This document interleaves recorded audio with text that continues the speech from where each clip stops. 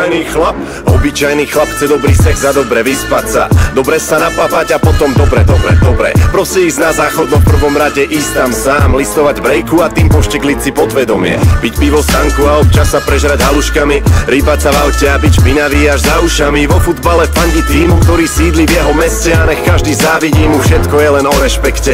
Pozerá po ženách, jak keby boli všetky jeho, oni sú všetky jeho, takto si leští ego. Má vždy najlepšie auto a má svoje kšefty, lebo on má živiť rodinu a žena musí živiť jeho. Nesnaž sa zmeniť to a narušiť ten reťazec, chlap má svoju hrdosť a tá hrdosť to je veľká vec. Radšej to urob tak, jak robíte to len vy ženy, zostaňte nad vecou a on vás nikdy nevymení. Každý je nervózny, keď sa pár nocí nevyspal, ty hľadaš princa, prečo tam, kde není král? Len hlavne nehroď to, čo máte zase do extrému, neodprávaj chlapovi a už vôbec ne slovenskému.